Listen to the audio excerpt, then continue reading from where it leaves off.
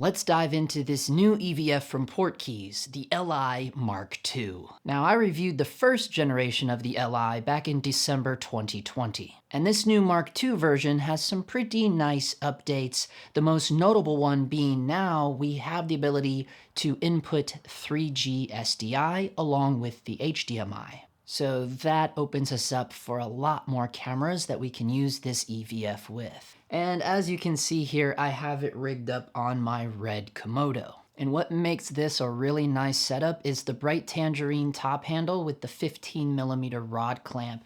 Being able to have rods above and below the camera. It comes in clutch with my Tilta M follow focus motor, and now definitely with this new setup with the Portkeys Li2. So how I'm doing that is with this Neatzy EVF mount kit, which was originally made for the Mark I Li.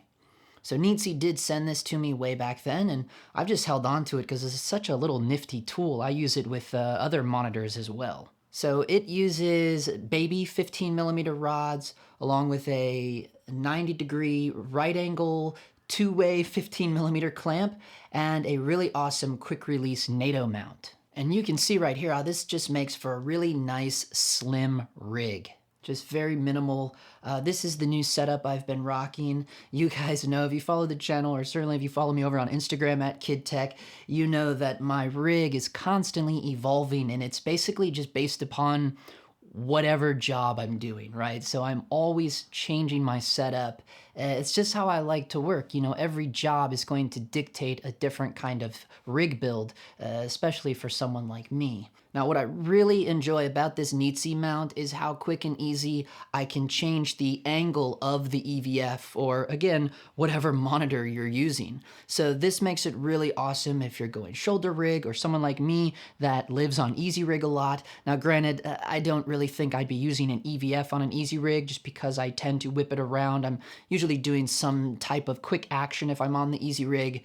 But again, if you go up high, you can instantly, loosen this 15mm clamp, tilt it down. If I go down low, you can twist it this way, then tighten it. I love this little EVF mount system from Neatzy. Now, I will have links to all of this stuff down in the description below so you can check it all out for yourselves. So another nice new improvement of the Li Mark II is now it can be used with Canon LPE6 batteries. So before, the original Li could only be used with DC port power, but now it has the option to have its own battery source, which is actually pretty important for all of my red Komodo users, considering the catastrophe that's going on with SDI and PTAPs.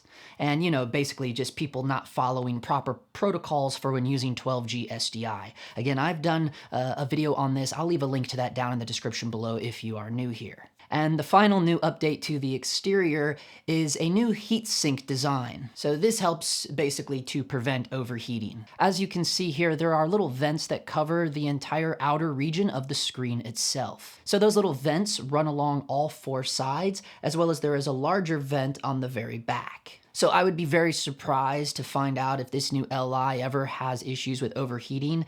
However, I will say that it still gets pretty damn hot to the touch rather quickly. Other than that, everything else appears to be the same as the earlier model.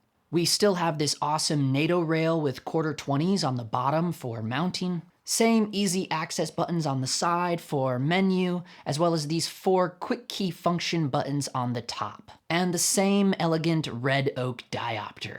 Now, I'm a little bummed that they did not find a way to improve this eye sponge. I just kind of worry about the lifespan of this Velcro and foam. However, they have included a replacement eye sponge in the box, so at least now you get 2 of them.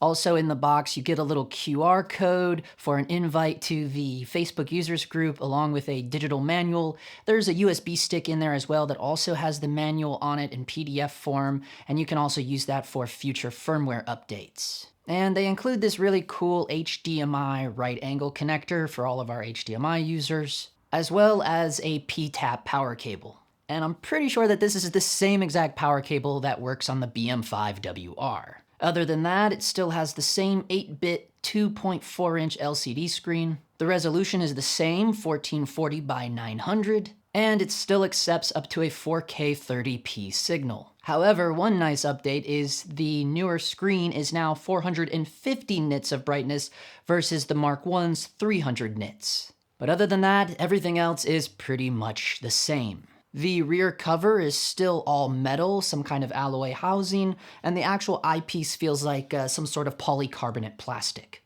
Now, something else that appears new to me, but I have not been able to verify this, but for some reason, the new diopter system, it feels like it extends a lot further than the Mark 1 version.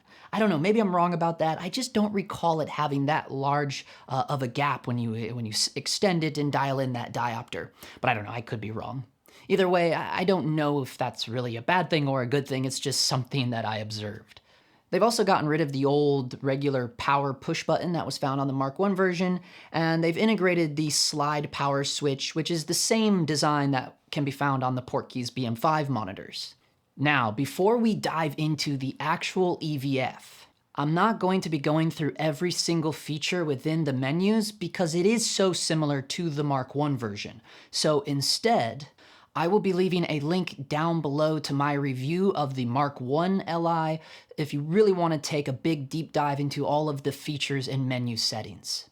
Because what we're going to be focusing on today is only the new features and tools and menu settings that the Mark II version offers. So let's dive in. The first one you'll notice that is new is input source. And that's obviously because now we have the option for either SDI or HDMI. So after that is the guides menu, and that's identical to the earlier version. The one gripe I have with the grid function is that if you assign it to one of your 4 quick key functions on the top, you're not really able to assign which grid you would like your quick key function to actually be. So instead, you have to literally cycle through every single grid option.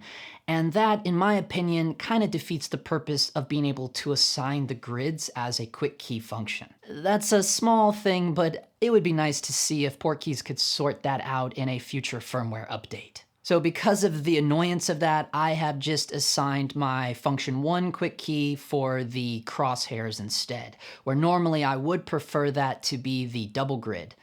Because what's really annoying is that when you go to turn that function off, that's when you have to start cycling through all of the other grid options. Anyways, moving on. The next menu we see is video config, and that's the same as well, nothing new there. So next is system config, and here we do have one new cool feature, and that is flip control. So now you can easily and quickly flip your screen based upon however you have the EVF built out onto your rig. And that is what I call a clutch feature. Next is the LUT config menu, and there is one new feature there as well, and that is the LUT reset function, which is also quite clutch. I like that they added that. Function setup menu is the same, that's for assigning the 4 quick keys on the top. However, they did add the display flip and OSD flip to that menu so you can add those to one of your quick keys. And of course, they still have the firmware upgrade menu as well. Now, me personally, I'm a little bummed that the focus peaking tool did not receive any updates. I don't know why, but I just don't enjoy using the focus peaking on this specific EVF. When it comes to using this monitor, personally, I feel that the zooming in function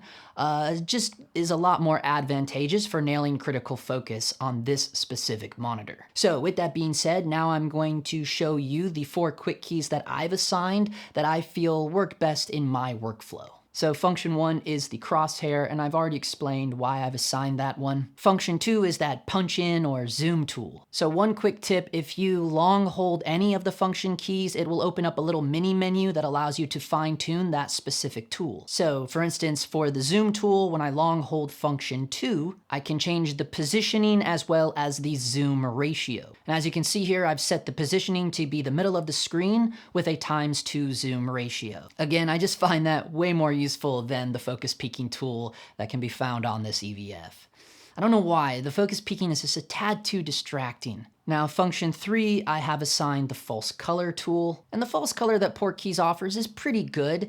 They have the option to assign over-under warnings, as well as you can turn the little tooltip chart off or on. Me personally, I really like having that tooltip guide on, just as a really quick reference for the IRE scale. And then for function 4, I've assigned the waveform, and that's pretty essential for exposure, sometimes even nicer than switching on the false color. And if you long hold that one, you can change your blending on or off and choose which corner of the EVF you want it to pop up in. So there you have it, folks, the new LI Mark II from Portkeys. I've left links down below so you can check it out for yourself. So let me know your thoughts on the LI Mark II down in the comments below. I want to give a big shout out to all of my members of the Dog Times Patreon. Special thanks to the members of our producers tier, Mike Skinner and Fred Parr. Now, if you do not know about the Dog Times Patreon, it is the #1 place to be for indie filmmaking. It's our own private club with a members-only Discord, exclusive weekly videos. I break down every job I go on, as well as you have direct access to myself, and all the members get early access to everything. Literally anything I have going on career-wise, passion projects, gear, the Dog Times Discord hears about it first. It doesn't get much more exclusive than that. As always, thank you for watching, and for now, that is a wrap. All right.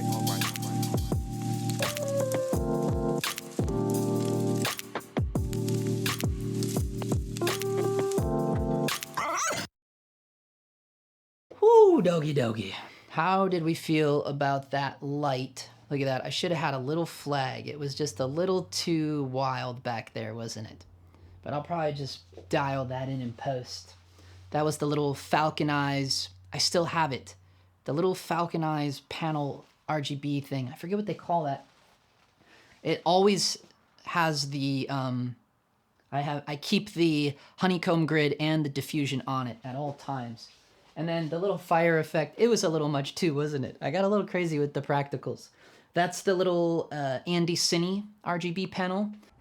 Oh no, it's not the Andy Cine. Andy Cine didn't have a candle mode. This is the new SmallRig light that they sent me. This is a really nice one. SmallRig sent this to me for Christmas. It's got a lot of cool special effects in here, each of their own category. So the Andy Cine one didn't barely have any cool special effects. So yeah, this one has a lot. Each category has a bunch of options. So like I was using the, option group B would be the flame. So yeah, in here we have, what do we have? Flame 2, so lots of different, candle I had it on, but it was a little intense, wasn't it? It's a really nice little light. What I really like about it is it tells you the hour. That's how much time is left. And then when you plug it in to charge it, it tells you how long it takes to charge it. SmallRig make this light, but it's branded by this company called Seymour. It's a really nice little light. It's a little bit bigger than an MC light. It's like the size of 2 MCs. The Falcon Eyes is probably like the size of like 3 MCs. Got the little dash Roscoe for the eye light. And just been using the natural light through the window, which is cool. I like the natural light mixed with the tungsten background, but as you could tell, it was bringing in a shit ton of outside noise. So that's the bummer of when I use the natural light, it introduces a lot of traffic noise because we are close to the road there. And even though it's a little tiny 2-lane neighborhood street, I'm sure for some of you that live in Utah or somewhere, it probably sounds like your freeway. Fucking nuts, man.